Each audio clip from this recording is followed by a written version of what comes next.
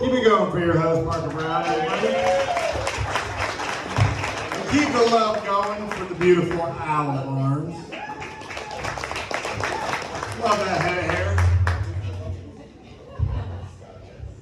Thank you guys so much for coming out. You all know how I feel. This is the best bar in America. Appreciate you. We're in fourth consecutive summer.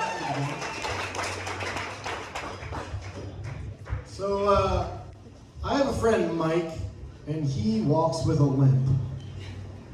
And it's actually my fault. He wasn't born that way, but it's actually my fault that he walks with a limp. So tonight, if you'll have me, I would like to tell you the story of how that came to be. So, anybody here who knows me knows that I really like fucking with people. I love playing pranks on my friends. I love cracking jokes at their expense.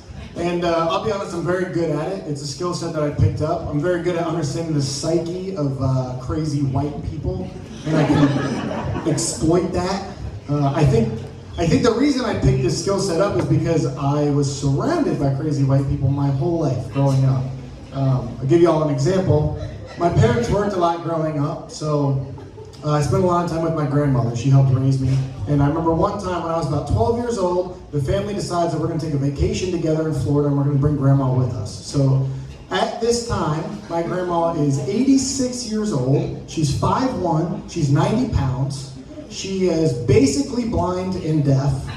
And she cannot walk, so she's in a wheelchair. She is the most innocent person in the world. So we go to BWI, we're going to fly down to Florida.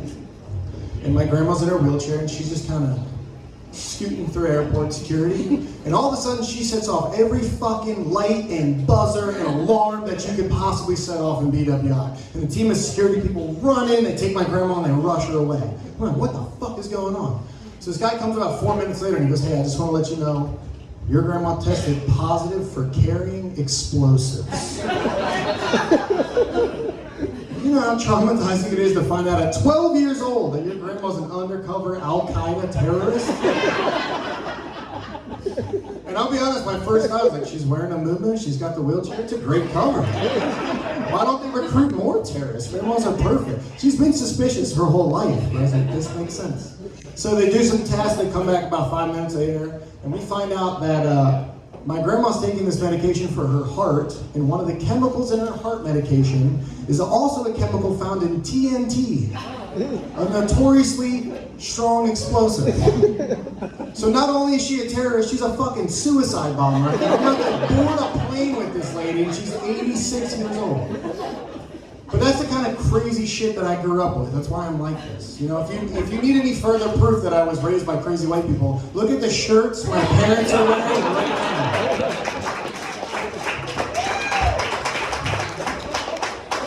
So really, it's my grandma's fault that Mike walks with a limp. So let me tell you about my friend Mike. So my friend Mike is a tiny little Hispanic fella. He's built like a tater tot, short, stout.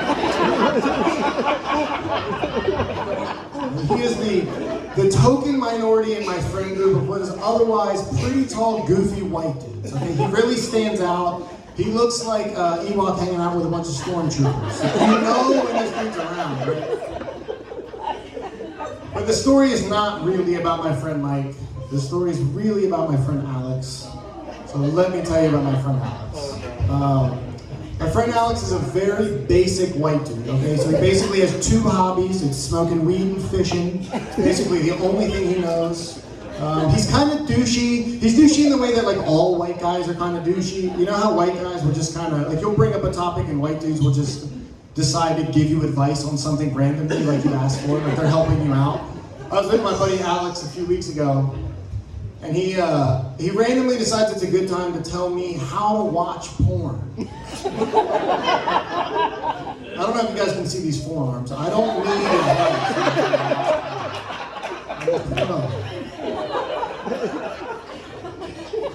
But I'm hanging out with Alex, and he just goes, hey bro, you know what you need to start doing? I'm like, what?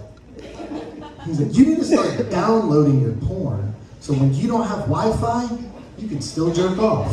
And I said, where are you jerking off? He's like, I got Wi-Fi everywhere. I was like, what are you whipping out on airplanes, dude? But that's Alex. He's a simple white dude. He's a douchey white dude, but nonetheless is an amazing friend. I've known him for a long time. So at the time of this story, Alex is 19 years old. He is stuck at home in Frederick while all of his friends are gone in college enjoying their first semester. And Alex is stuck at home. He's by himself, so he's incredibly bored. All the hot girls are gone that we graduated with, so he's hornier than like a unicorn orgy. And he is just stuck at home. So he does what any normal, bored, horny 19-year-old dude is gonna do. And he downloads Tinder, just like Al Barnes. Does everybody here know what Tinder is? Yes. Yeah. I recognize you from somewhere. I think I swiped left on your profile a few weeks ago. So for those of you that don't know, Al does, Tinder is basically like if you want to take like a freeway towards getting syphilis. It's like, yeah, we'll just get you there. So Tinder basically is a dating application. And you download Tinder if you want to go on dates. And it basically, if you have a Facebook, Tinder pulls some information from your Facebook and sets you up with a dating profile. You put in a bio, and it matches you with local people. So if you like their profile and they like your profile, sets you up to message, and you could go for a quick date somewhere. So my friend Alex is bored, he's horny, he downloads Tinder, immediately becomes obsessed with it. And the gods would have it that this information comes by me. And this sets up the context for when I decide I'm gonna come home my freshman year of college for Thanksgiving break, and I'm gonna spend a few days making a fake dating profile and catfishing my best friend and having sex with her. So, that's right, we're going catfishing. So here's that. So the first thing I gotta do is set up a Facebook, right? I gotta decide what's my identity gonna be for these 4 days. So I decide I'm going to be Jenny, I'm 18 years old, and I'm from New York. So I set up a Facebook, now I gotta decide what Jenny's gonna look like, okay? And I told you, my friend Alex is kind of douchey. He's not gonna fall for a girl that's not that attractive. I know I need to be fucking sexy to pull this off, all right? But I also need to be somebody he does not know.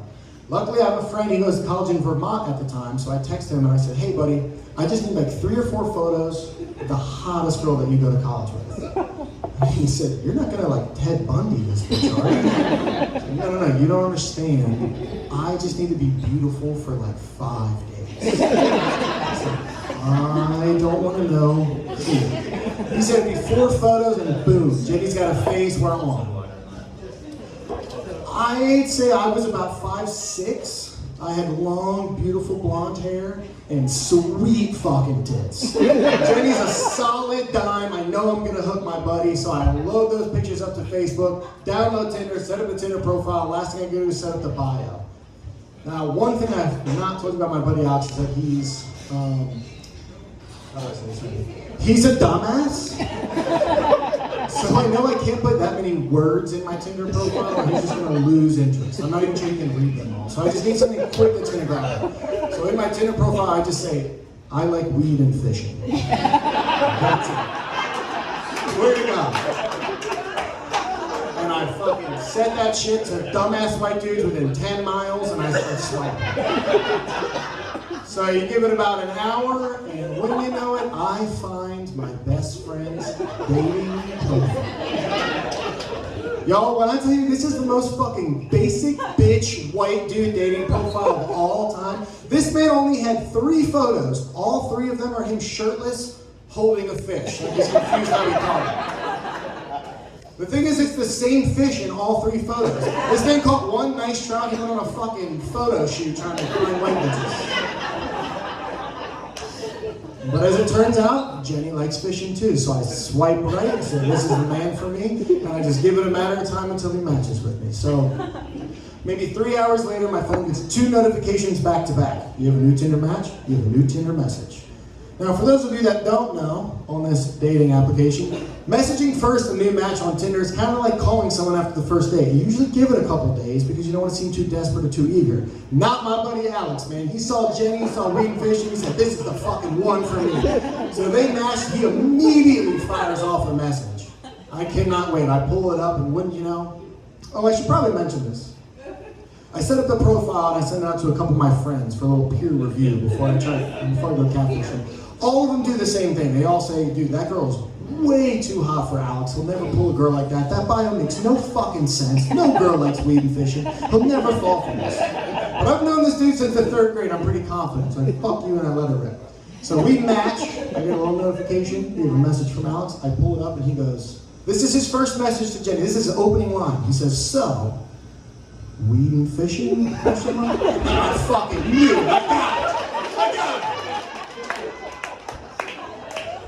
Jenny's 2 favorite hobbies. She's hooked. This is the man for her. So, Alex and Jenny proceed to share some conversation back and forth for about 2 days. And I will be honest, I'll give my buddy some props. I thought Alex was going to come on way stronger, because I told you, huge douche. He played it pretty cool. He knew this girl was out of his league, I think. And they kind of just made casual conversation. Not anything aggressive, not a whole lot of conversation or anything. But they messaged back and forth for a couple of days. So Jenny has to go back to school on Sunday. And Alex is not being douchey enough. So I kind of realized after a few days, I'm like, I need to get this going because I'm running out of time. So I get my moment Saturday morning. Alex messages Jenny and he said, so where are you from? And I said, funny thing, I'm actually from upstate New York. I'm only in town visiting family for the holiday. I have to go back tomorrow. And Alex realizes he's running out of time. So he says, after 3 days of casual conversation, I guess we should just fuck then.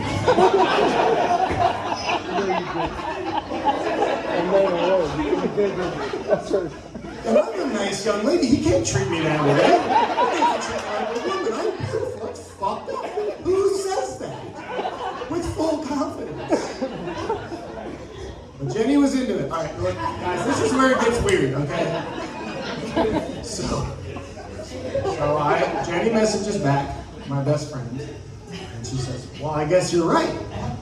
That depends on what you're like in bed. Was I getting my best friend to talk dirty to me? Yes, I was. All right, leave me alone. Yes. I said, that depends. What do you like in bed? And Alex replies immediately and says, I'm just an average guy with a big ass dick. It's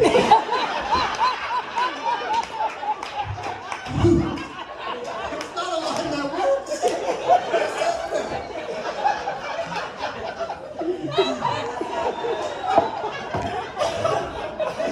But Jenny fucking loves the confidence. Jenny's into it. So Jenny says, what do you want to do to me with that big ass dick?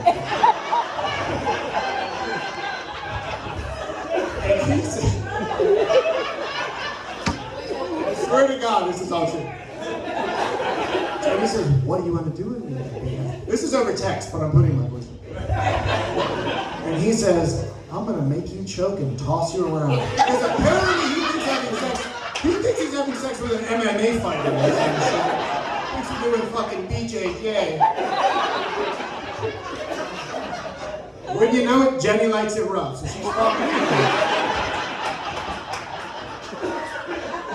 So they talk a little bit, they talk a little dirty, and they decide that at 10 p.m. that night, they're going to hang out. Now, Jenny's a smart girl, so in the neighborhood that she's staying, there's a pool at the front of the neighborhood. So she says, hey, how about this? You meet me at the pool at the front of the neighborhood at 10 p.m., and if, I get a good look at you and you are who you are in your profile, we'll go back and we'll bang. Because I'm not going to just meet some dude online. What if he's lying? What if his profile's not really him? Jenny's smart, okay? She knows this. She's not just looks. So Alex is all in. So I text all my buddies, and I say, hey guys, tonight's the night we catfish Hickman. Alex. Sorry. I wasn't supposed to say his last name. Alex. Everyone delete the last sentence from me. Wait. No. Alex. So I texted my buddies. I said, everybody come over at 9:30. So it's 9:30. We're all hanging out there. We're in my basement. We're waiting. All we need is Alex to message Jenny. And all of a sudden, I get a phone call. Not Jenny, me, Nick Lucian. I get a phone call from my buddy Alex. So he calls me and I pick it up. I'm like, what's up, man? He says, hey, I got a little bit of a situation going on. I need to talk to you. I'm like, all right, what's going on?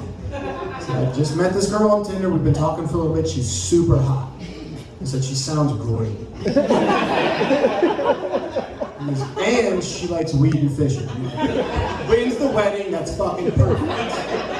Here's the thing, she wants to meet tonight, but she's a little weird. What do you mean? He's like, all right, look, I've been asking her for some photos. She won't send me any photos other than her profile. Yo, that took some fucking convincing. This man would not stop asking me. I was like, oh, my Snapchat doesn't work, my camera's broken. He goes, she won't send me any more photos. She doesn't really talk like a girl. She's kind of weird. I'm like, all right, so what's going on? What are you worried about? He's like, she's just really hot. I'm worried that it's not really her. I'm worried it's like some dude's trying to fuck with me. Right? And I said, Alex, who the hell has the free time to make a fake Facebook and then make a fake Tinder and then talk to your dumbass for 4 days just to fuck with you? He goes, you're right, no one would do that. But she wants to meet at the pool in your neighborhood. Just be ready in case shit goes down. I said, all right, brother. All of this is on speakerphone in front of all of his best friends. So 10 minutes later, Jenny gets a message, and it says, hey, I'm at the pool. So I said, boys, let's roll. We take my buddy's Travis car, it's got tinted out windows. We pull up to the pool parking lot, and we park about 4 spots down from Alex's car. Alex gets out of his car, leans against it with his hands in his pocket, and he just stares at Jenny's vehicle. Now, I'm in the front seat. My buddy's driving. His name is Travis, and he's built kind of like me, decent-sized white dude. The other people in the car is my friend Keith. He's 6'7". My brother Anthony, who's 6'4", and my tiny little tater tot friend Mike. In the back middle, he's got the shortest legs. We're all together. This is my group. We assemble. Alex gets out of his car, stares at Jenny, hands in his pockets. I count to 3. We throw the doors open, and we sprint towards Alex as fast as possible. Now, I thought this dude was going to freak out and run away. He does not. He takes 1 step back, takes his hands out of his pocket with a switchblade, and stabs Mike in the fucking thigh. Which I thought was a little racist. Because Mike is by far the smallest one out of all of us. But it's a mostly white neighborhood. He saw a minority running towards him. Maybe it makes sense. I don't know. So he stabs Mike in the leg. Mike starts screaming. He won't shut up about the knife. All of us are crying, laughing. Alex is dead silent. We wait about 30 seconds, and then nobody's making a move. And Alex just looked at me and he goes, I'm just glad it was you guys. And that is the story of how my terrorist grandma indirectly stabbed my Hispanic friend. And if you guys are wondering what Alex is doing these days, he's still single, he's still available, and he's right here in the front row. Notice the shirt. He did not know I was doing this thing tonight, and his shirt is just a bunch of fucking things. It doesn't get lower than that, ladies and gentlemen. That is my set. I love you all. Thank you very much for coming out to support us. Keep going for your whole fucking round, everybody.